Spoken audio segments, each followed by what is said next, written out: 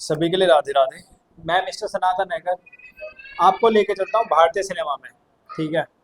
और आज बात करने वाले हैं हम दिलीप कुमार, या दिलीप कुमार, मतलब उनका पुराना जो नाम था, बचपन का नाम था यूसुफ खान, मोहम्मद यूसुफ खान। आप सभी हो सकता है ये वाली चीज़ ना जानते हो कि दिलीप कुमार का पुराना नाम मोहम्मद यूसुफ खान था भाई। ठीक है। उन्होंने 57 मूवीज़ में काम करा, और ऐसी मूवियाँ रही वो कि भाई बिल्कुल ही हमारे देश के लिए उन्होंने छाप छोड़ी अपनी मूवियों से। और तो और पहले सुपरस्टार हमारे भारतीय इंडस्ट्रीज के वही थे, उनका नाम था दिलीप कुमार। और तो और हमारे देश में उन्हें 8 तो फिल्म फेयर अवार्ड मिले, और पद्म भूषण, पद्म विभूषण, दादा साहब फाल्के पुरस्कार, और तो और भाई पाकिस्तान का जो सबसे बड़ा पुरस्कार होता है पाकिस्तान ने, वो पुरस्कार भी हमारे दिलीप कुमार साहब को दिया उनकी फिल्मों की कामयाबी को देखकर। ठीक है। और वो पहले ऐसे अभिनेता हैं जिन्होंने एक दशक में, मतलब 10 साल के अंतराल में, उन्होंने सबसे ज़्यादा 9 फिल्म ब्लॉकबस्टर दी। ठीक है।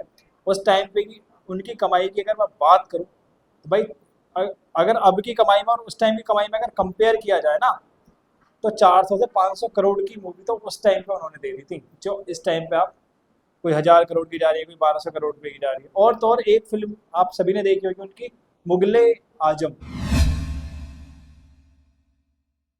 वो मूवी भाई, वो मूवी 30 साल तक लगातार ब्लॉकबस्टर रही थी।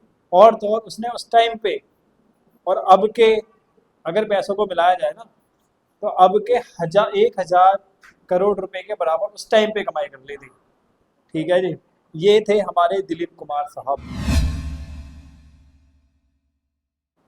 आप सबने उनके गाने देखे, उनके गाने भी बहुत सारे हिट थे। कर्मा मूवी देख लो आप, बहुत सारी चीज़ें। इस पूरे ब्लॉग में बहुत सारी बातें होने वाली हैं। आप सभी हमारे साथ ऐसे ही बने रहें। मैं मिस्टर सनातन हैकर आपके सामने एक ब्लॉग लेकर आया हूँ दिलीप कुमार जी का। दिलीप कुमार वो इंसान है जिन्होंने हमारे भारतीय सिनेमा के लिए अपनी पूरी जान झोंक दी। ठीक है। और तो और उन्हें उन्हें पार्लियामेंट का, हमारी लोकसभा का अध्यक्ष 8 साल तक रहे थे वो। यार एक इंसान और इतने सारे काम। ठीक है। आगे भी लोग देखने से पहले यार, अगर आप चैनल पे नए हो तो प्लीज़ चैनल को सब्सक्राइब करें, और एक बेल आइकन का बटन बटन होता है भाई, वो दबा दें। उससे मुझे कुछ पैसे तो नहीं मिलेंगे, लेकिन मुझे हमारी कोई वीडियो, कोई ब्लॉग नया आएगा तो आपको एक नोटिफिकेशन चली जाएगी उससे, जिससे आप हमारे ब्लॉग्स देख सकें और आपको उससे थोड़ी बहुत जानकारी मिल सके। तो मैं बात करने वाला हूँ आज यूसुफ खान और दिलीप कुमार जी के जीवन के बारे में। उनका जीवन कैसा रहा, कैसे वो एक फर्श से अर्श तक गए। ना तो वो किसी हीरो के बच्चे थे, ना ही वो किसी डायरेक्टर और लेखक के बच्चे थे जो कि पैदाइशी से ही वो एक्टर बन गए। नहीं, बहुत सारे पापड़ बेले, किस तरीके से क्या हुआ वो सब कुछ जानते हैं इस व्लॉग में। और भाई प्लीज़ हमारे हमारे साथ ऐसे ही बने रहें, पूरा व्लॉग देखते हैं। चलिए। जी हाँ, मैं मिस्टर सनातन हैकर बात कर रहा था दिलीप कुमार जी के बारे में। अगर उनके जन्म की बात करूं, 11 दिसंबर 1922 में। ठीक है। और वो हुआ पेशावर, पाकिस्तान में, ब्रिटिश सरकार के टाइम पे। ब्रिटिश राज था उस टाइम पे, अंग्रेजों का राज था हमारे यहाँ पे। और अब जहाँ पे वो पेशावर था, आज वो पाकिस्तान में है। अब मैं उनके शुरुआती दौर की बात करूं कि वो कैसे फिल्मों में आए, क्या हुआ, कैसे हुआ। ठीक है। तो भाई अगर फिल्मी कैरियर की बात करूं तो वो जो है एक मुंबई में आए अपने पापा जी के साथ। मुंबई में आने के बाद उन्होंने उन्होंने फिल्मों का कोई ज्ञान नहीं था उस टाइम पे, लेकिन बोलने की स्टाइल, अंग्रेजी भी आती थी, मतलब ठीक ठाक पढ़े हुए थे वो। उन्हें एक कैंटीन चलाने का मौका मिला और वो कैंटीन चलाते थे। वहाँ पे कैंटीन भी और ड्राई फ्रूट्स का काम वो करते थे। तो उनकी कैंटीन में आई एक बार देविका रानी। देविका रानी वो थी और उनके हस्बैंड, दोनों वो आए। आने के बाद उन्होंने दिलीप कुमार को देखा, पर्सनालिटी भी अच्छी, बोलने की स्टाइल भी अच्छी, तो उनके वो जो है फिल्म प्रोड्यूस करते थे, फिल्म बनाते थे, नाटक भी बनाते थे। उन्होंने क्या करा, उनसे कहा कि आप हमारे साथ काम कर लो। पहले उन्हें नौकरी पे रखा, उसके बाद उन्हें पहला ब्रेक दिया उनकी पहली मूवी ज्वार भाटा में 1944 में। ठीक है, 1944 में पहला ब्रेक मिलने के बाद, लेकिन वो कहते हैं नया नया चेहरा, नया नया चेहरा हो तो लोग बहुत कम पसंद करते हैं। ठीक है, तो वो फिल्म तो फ्लॉप रही उस टाइम पे, नहीं चल पाई इतनी। और फिर लेकिन वहाँ से इन्होंने फिल्मी दुनिया में कदम रख दिया था। जैसे इस टाइम पे हम भी व्यूज़ के लिए काम कर रहे हैं, धीरे धीरे चल रहे हैं आगे। देखो कौन सा दिन होगा जब हम भी फाड़ेंगे या फटेगा कुछ ना कुछ। ठीक है, अगर मैं बात करूं उनकी हिट फिल्मों की कि हिट फिल्म कौन सी रही और कैसे आई। ठीक है, पहली फिल्म तो मैंने आपको बता दी कि ज्वार भाटा थी, उस फिल्म से उन्हें ब्रेक मिला, वो भारतीय सिनेमा में उनकी एंट्री हो गई। ठीक है, दूसरी और तीसरी फिल्म भी नहीं चल पाई, और उनकी एक चौथी फिल्म आई 1947 में, जुगनू। भाई उस मूवी ने उन्हें मतलब एक हीरो की जगह दी थी। ठीक है, और तो और फिर एक मूवी आई अंदाज, उन्होंने राज कपूर के साथ में उस मूवी में काम किया, और उस मूवी से वो उस टाइम के सबसे बड़े सुपरस्टार बन गए। ठीक है, वो कहते हैं ना कि हर हीरो की, हर क्रिएटर की, हर यूट्यूबर की जीवन में ये वाला पल जरूर आता है कि जब वो अपने जिस काम को हम कर रहे हैं उस काम के अर्श तक पहुंच जाते हैं। ठीक है, वो उतार चढ़ाव बाद में आते हैं, लेकिन एक बार जिंदगी जरूर उस मुकाम पे ले जाके खड़ा कर देती है जहाँ पे हमें होना चाहिए, अगर आप अच्छी तरीके से मेहनत कर रहे हैं तो। ठीक है, तो यहाँ से उनका आगे बढ़ना फिर स्टार्ट हो गया। लोगों उन्हें उन्होंने एक अपनी पहचान बना ली सुपरस्टार के तौर पर। ठीक है, अंदाज मूवी बहुत अच्छी, आप देख सकते हैं जाके। अगर मैं ठीक है, अब मैं अगर मैं बात करूं कि उन्होंने उस टाइम की कौन कौन सी हीरोइंस के साथ काम किया, तो आपको जानकर हैरानी, अगर उस टाइम की बेस्ट हीरोइनों के बारे में बात करूं तो उस टाइम की बेस्ट हीरोइन थी वैजंती माला, मधुबाला, नरगिस, निम्मी, मीना कुमारी, कामनी, कामनी कौशल। और इन सभी हीरोइंस के साथ हमारे दिलीप कुमार ने काम किया, और फिल्म सुपर डुपर हिट चलती चली गई। ठीक है, और ये अगर मैं इनके फिल्मी अगर मैं बात करूं कि उस टाइम पे सबसे ज़्यादा हिट फिल्में किसने दी थी, तो वो भी दिलीप कुमार ही थे।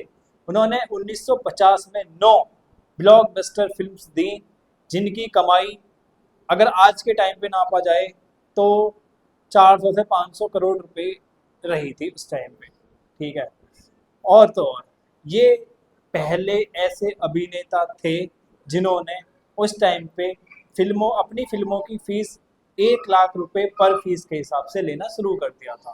भारतीय सिनेमा के पहले ऐसे एक्टर थे जिन्होंने पर फिल्म 1 लाख रुपए लेना शुरू कर दिया था उस टाइम पे।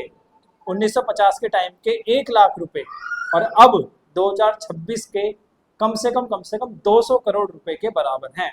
200 करोड़ रुपए की पर फिल्म की फीस तो हमारे दिलीप कुमार जी 1950 में ले चुके हैं भाई साहब।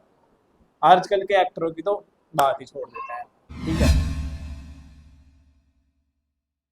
फिल्मी दुनिया में तो एंट्री हो ही गई थी, तो भाई फिर फिल्में बेस्ट से बेस्ट फिल्में दी, क्योंकि 8 बार फिल्म फेयर अवार्ड ऐसे ही तो नहीं मिल सकता। ठीक है, तो इनकी बेस्ट फिल्मों के बारे में मैं आपको उनकी झलक भी दिखाता हूँ, और उनके नाम भी बताता हूँ, और कौन से सन में आई वो भी बताता हूँ। ठीक है, अगर आप दिलीप कुमार जी के फैन हैं तो आप हमें मूवी को पहचान कर, मूवी का नाम सुन के आप हमें एक बार कमेंट में ज़रूर बताएं कि क्या आपने वो मूवी देखी है या नहीं देखी है।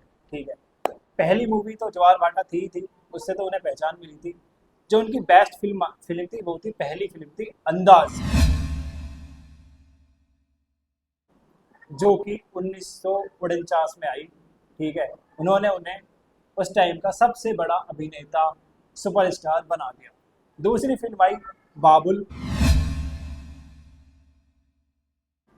जो कि 1950 में आई। वो भी उस टाइम की सबसे बड़ी ब्लॉकबस्टर फिल्म रही थी। ठीक है, उसके बाद आई दाग। दाग आई 1952 में। ठीक है, वो भी उस टाइम की, उस साल की सबसे बेस्ट फिल्म थी, जो कि हमारे दिलीप कुमार की थी। ठीक है, उसके बाद आई आन। वो भी 1952 में आई। वो फिल्म भी उस टाइम पे ब्लॉकबस्टर रही थी। उसके बाद आई देवदास। फारूक तुम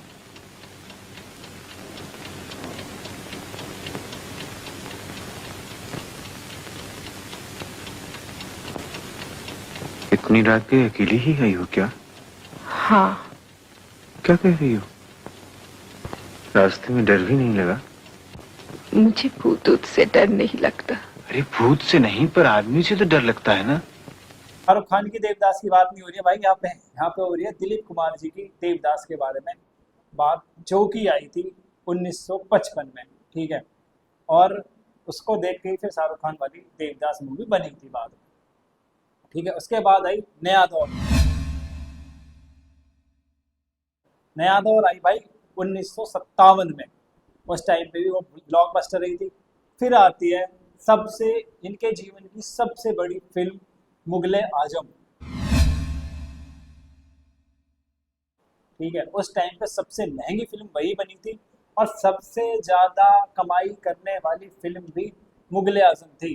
बाद में शोले ने जाके उसे पछाड़ा, लेकिन पहली फिल्म भारतीय सिनेमा की जिसने सबसे ज्यादा कमाई करी, लगातार 15 सालों तक हिट रही थी। ठीक है, मुगले आजम, उसने उस टाइम, अगर अब आज के टाइम के पैसे जोड़े जाए तो 1000 करोड़ रुपए उस टाइम पे कमाए थे। ठीक है, और उसके बाद आई, फिल्म आई उनकी राम और श्याम, जो कि 1967 में आई थी। हो सकता है आपने देखी हो। ठीक है, उसके बाद आई क्रांति, जो कि 1981 में आई थी। उसके बाद आई विधाता, जो कि 1982 में आई। उसके बाद आई कर्मा, जो कि 1986 में आई। कर्मा तो मैंने कई बार देखी है। मेरा कर्मा तू, मेरा धर्मा तू। इसमें आपके अनिल कपूर साहब और आपके जैकी श्रॉफ भी हैं। ठीक है, बहुत बार मूवी देखी है भाई साहब, बहुत बार। Doctor dang, Anupam Kher. Doctor dang का किरदार बहुत ही फेमस रहा था उसमें, अनुपम खेर जी का। डॉक्टर डैंग के नाम से मेडिकल लैब भी है भाई। ठीक है, तो उनकी कर्मा मैंने कई बार देखी, हो सकता है आपने भी देखी। उसके बाद आई सौदागर। वही पुराना रंग, वही ढंग, वही मिजाज, वही घमंड। वो तो था और है और हमेशा रहेगा। वो रहे न रहे, पर एक फर्क तो आ गया जरूर राजेश्वर। वो जब तू आसमानों पे उड़ता फिरे था ना, आज तेरे पैर जमीन पर लग गए। राजेश्वर जमीन पर रहकर भी आसमान में उड़ता है वीर सिंह। सौदागर तो आपने सभी ने देखी होगी, है ना। सौदागर मूवी आई थी इनकी राजकुमार जी के साथ। राजकुमार को आप, राजकुमार जी को आप कैसे भी भूल सकते हो, जानी। है ना, जानी। जानी लेके आता हूँ, उनके ऊपर भी ब्लॉग आएगा, और ऐसा आएगा फाड़ू वाला। ठीक है, सौदागर। सौदागर मूवी उनकी लास्ट सुपर डुपर हिट थी, जो कि हमारे राजकुमार जी के साथ आई थी उनकी। ठीक है, ये उनकी थी फिल्में जो कि बेस्ट थी। ठीक है, उस टाइम पे ब्लॉकबस्टर रही थी। इनके पूरे जीवन की मैंने आपको ये सारी मूवियाँ बताई। इन मूवियों में से आपको कौन सी मूवी पसंद है या आपने देखी है, जरूर हमें एक बार कमेंट करके बताएं। ठीक है, अब मैं बात करता हूँ इनकी फिल्मों के गाने के बारे में। फिल्म हो गई, कैरियर के स्टार्ट भी हो गई, फिल्में भी हो गई, तो गाने, गानों को कैसे भूल सकते हैं। ठीक है, मैं मैं लेके चलता हूँ आपको हमारे दिलीप कुमार जी पे जो गाने फिल्माए गए वो कैसे थे। ठीक है, एक बार उनकी थोड़ी सी झलक भी देखते हैं और थोड़ा सुनते भी हैं। हो सकता है आपने वो ईयरबड्स लगा के सुने भी हों। ठीक है, चलो, पहला गाना जो उनका सबसे बेस्ट मुझे लगता है, हो सकता है आपको भी लगता हो, आपने सुना हो, उड़े जब जब जुल्फें तेरी, उड़े जब जब जुल्फे तेरी। उड़े जब जब जुल्फे तेरी, उड़े जब जब जुल्फे तेरी, कवारियों का दिल मचले, कवारियों का दिल मचले जिंद मेरी। जब ऐसे चिकने चेहरे, वो जब ऐसे चिकने चेहरे, तो कैसे न नजर फिसले, तो कैसे न नजर फिसले जिंद मेरी ये। सुन लिया, कैसा लगा? आप जो एक ये वाली चीज़ मुझे ज़रूर कमेंट में चाहिए आप लोगों से कि क्या आपने ये वाला गाना सुना है, और सुना ही होगा। पूरे भारत में मैं तो ये कह रहा हूँ कोई ऐसा बंदा नहीं है इसने वाला गाना ना सुना हो, ठीक है। दूसरा गाना ये भी आपने ज़रूर सुना होगा, वो है सुहाना सफ़र और ये मौसम हसीन। सुहाना सफर और ये मौसम हसी, सुहाना सफर और ये मौसम हसी, हमें डर है हम खो न जाए कहीं, सुहाना सफर और ये मौसम हसी। ये गाना था मधुमती मूवी का, जो कि 1958 में आई थी, ठीक है। अब मैं बात करता हूँ इनके तीसरे सबसे बेस्ट गाने की, जो कि हमारे हनी सिंह पाजी ने इस गाने को लेके एक बार एक कमेंट भी करी थी। वो गाना है ये, आज की रात मेरे दिल की सलामी ले ले। ये गाना था राम और श्याम मूवी का, जो कि 1967 में आई थी। और ये वाला गाना, इस वाले गाने को जब हनी सिंह से पूछा गया था ना कि भाई आपके गाने थोड़े ऐसे होते हैं, इनमें थोड़ी गालियाँ, मतलब थोड़ी इस तरीके से होते हैं, है ना, तो उन्होंने कहा था कि आप ये बताओ कि जब हमारे दिलीप कुमार जी का ये वाला गाना आया था कि आज की रात मेरे,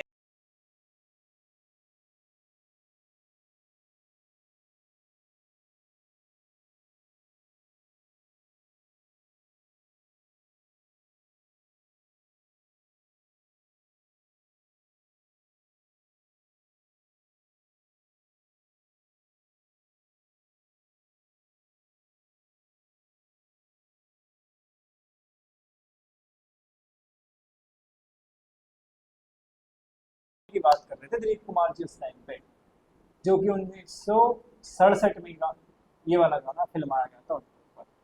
तो ये गाना थोड़ा विवाद, मतलब हनी सिंह ने इसके ऊपर ये वाली कमेंट करी थी, ठीक है। मैंने आपको 4 गाने सुनाए, ठीक है। इन 4 गानों में से आपको कौन सा गाना सबसे ज़्यादा पसंद है, ये चीज़ आप हमें एक बार कमेंट करके ज़रूर बताएं।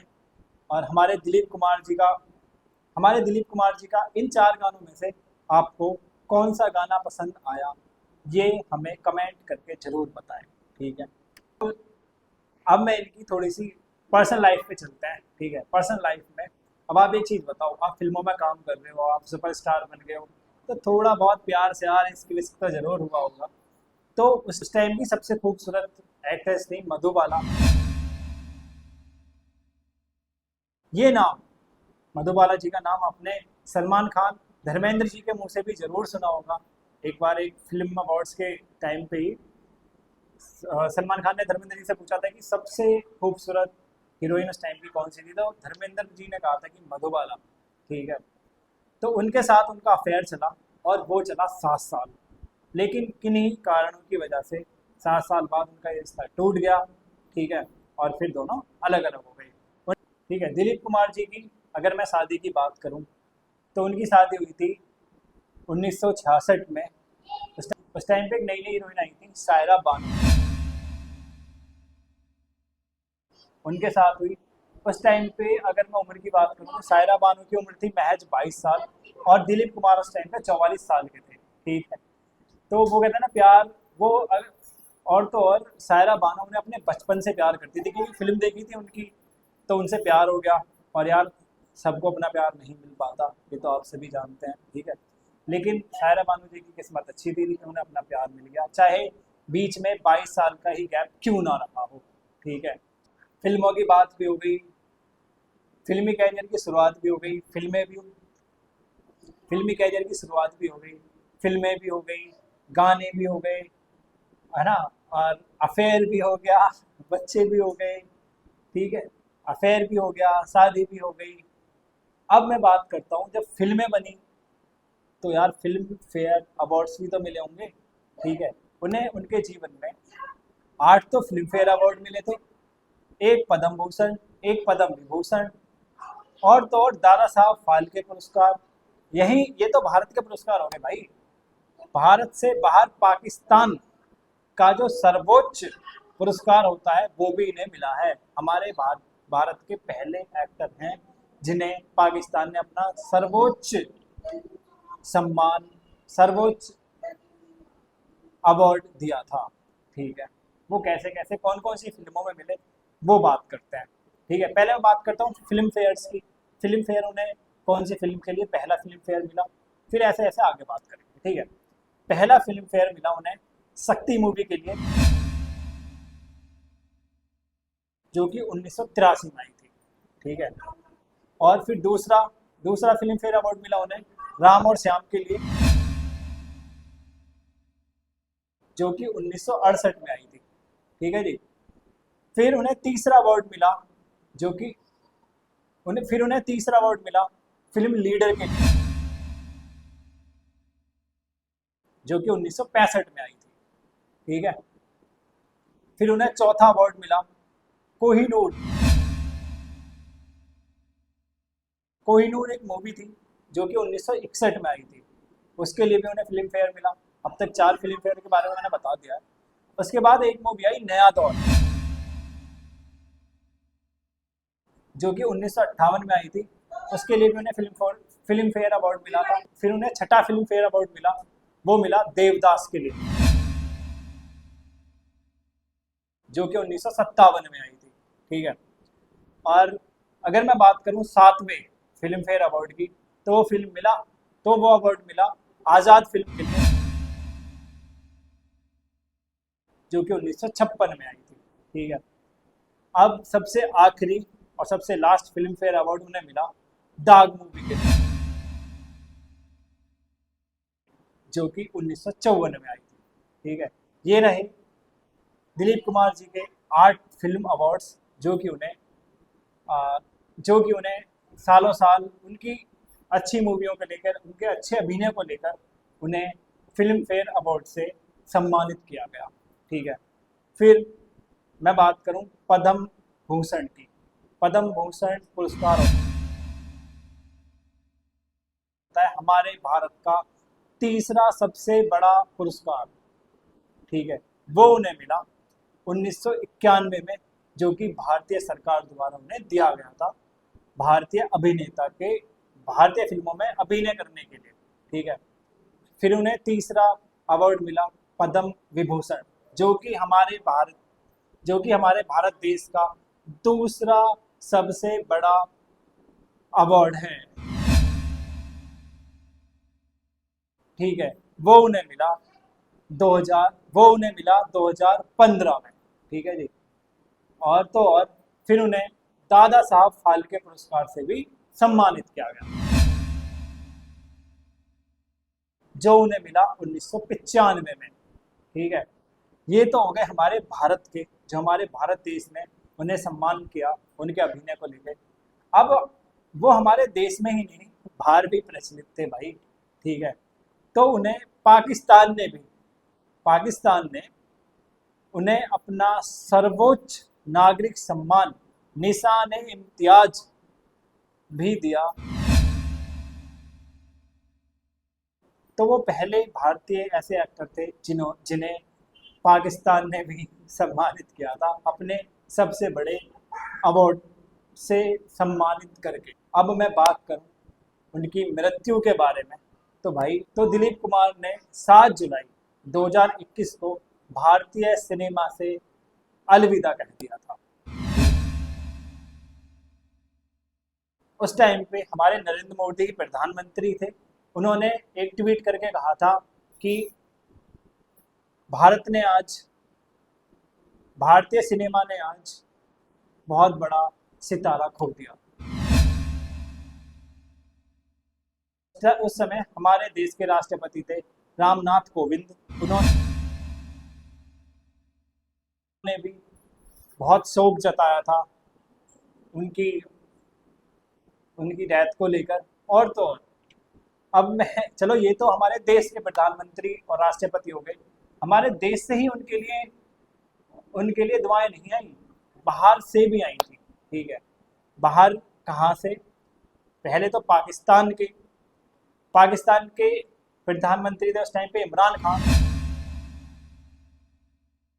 उन्होंने भी ट्वीट करके कहा था कि भारत ने एक हीरा खो दिया। ठीक है, ये तो अफगानिस्तान के राष्ट्रपति हामिद करजई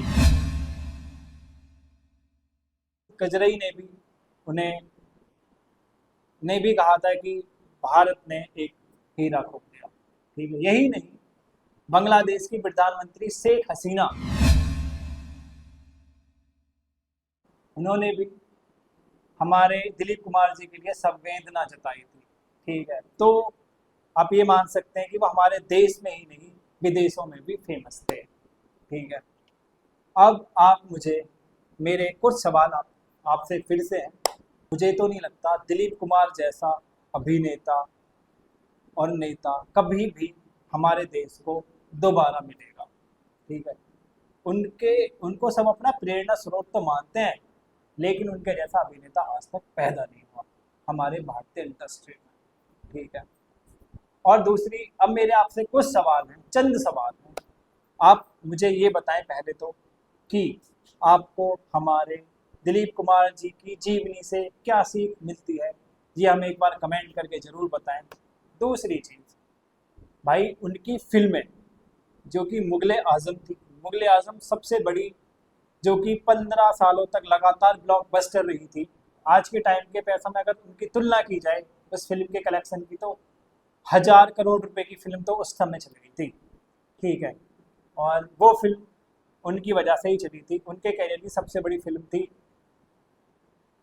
मुगले आजम, तो वो आपने कितनी बार देखी है, ये भी हम एक बार कमेंट करके जरूर बताएं। तीसरा और सबसे लास्ट सवाल मेरा आपसे ये है कि दिलीप कुमार जी आपको कैसे एक्टर लगते हैं, वो एक बार हमें कमेंट करके बताएं। और उनके गाने उड़े जब जब जुल्फे तेरी, ये गाना आपको कैसा लगता है, ये भी एक बार कमेंट करके ज़रूर बताएं। मैं मिस्टर सनातन हैकर आपके लिए ऐसे ही अच्छे ब्लॉग, अच्छी जानकारियाँ हमेशा लाता रहूँगा।